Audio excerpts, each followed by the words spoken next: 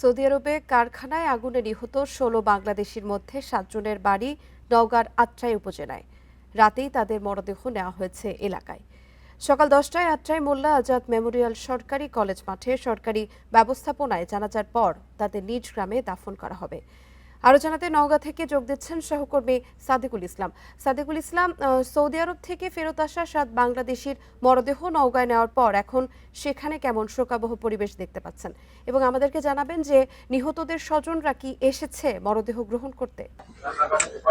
আপনি জানেন যে গত ৯ আগস্ট আপনার সৌদি আরবের রিয়াদে একটি সোফা কারখানায় অগ্নিকাণ্ডে ১৬ বাংলাদেশি নিহত হয়, যার ১১ জনই কিন্তু নওগাঁর আত্রাই উপজেলার বিভিন্ন গ্রামের বাসিন্দা। আপনি জানেন যে এই রেমিটেন্স যুদ্ধরা আপনার ভাগ্য বদলের জন্য বিদেশে গিয়ে আজকে কিন্তু তাদের লাশ হয়ে ফিরতে হয়েছে। গত রাত ১:৩০টার দিকে আপনার যে ৭টি মরদেহ আত্রাই উপজেলা, সেটি কিন্তু আত্রাই এসে পৌঁছেছে এবং এই মরদেহগুলো কিন্তু এখন আত্রাই থানা ভিতরে কিন্তু অবস্থান করছে, অ্যাম্বুলেন্সের ভিতরে রাখা হয়েছে। সকাল ১০টায় আপনার এখানকার মোল্লা আজাদ মেমোরিয়াল ডিগ্রি কলেজে মাঠে সেখানে কিন্তু সরকারি ব্যবস্থাপনায় এই ৭টি মরদেহ একত্রিত করে এখানে কিন্তু নামাজের জানাজা অনুষ্ঠিত হবে এবং এরপরেই কিন্তু প্রশাসনের পক্ষ থেকে পরিবারের কাছে এই মরদেহগুলো হস্তান্তর করা হবে। আপনাকে জানাই যে আপনার এই ৭টি মরদেহের মধ্যে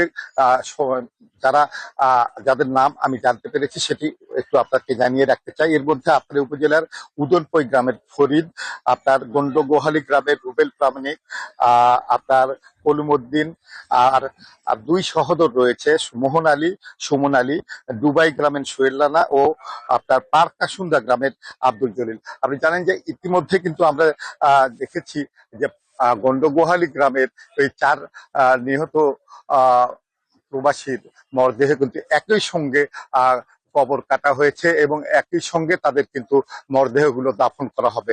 আমার সঙ্গে কথা হয় ওই গ্রামের বাসিন্দাদের সঙ্গে, তারা যেটি বলেছেন যে শোকে প্রায় স্তব্ধ হয়ে পড়েছেন এই গ্রামের সকল শ্রেণী পেশার মানুষ, তারা ছোট বড় সবাই কিন্তু এখন তাদের কান্নার মানে অনবরত কান্নার কারণে তাদের চোখের পানি যেন শুকিয়ে গেছে এবং শোকে স্তব্ধ এই গ্রামটি। শুধু এই গ্রামটি নয়, এর পাশাপাশি অপর ৩টি গ্রামেও কিন্তু এখন কিন্তু কান্নার রুল বইছে স্বজনদের মাঝে এবং তারা যেটি দাবি করছেন যে আমরা ভাগ্য বদলের জন্য আমাদের সন্তানদের, আমাদের স্বামীকে বিদেশে পাঠিয়ে কিন্তু আজকে তাদের মরদেহ এসেছে। এখন আমরা ধার দেনা করে অভাব অনটনের মধ্য দিয়ে যে তাদেরকে পাঠিয়েছিলাম, সে এখন আমরা যদি সরকারিভাবে সহায়তা না পাই তাহলে কিন্তু আমাদেরকে আবারও সেই বিব্রতকর সেই অবস্থায় পড়তে হবে। তারা এক্ষেত্রে সরকারি সহায়তা চেয়েছেন।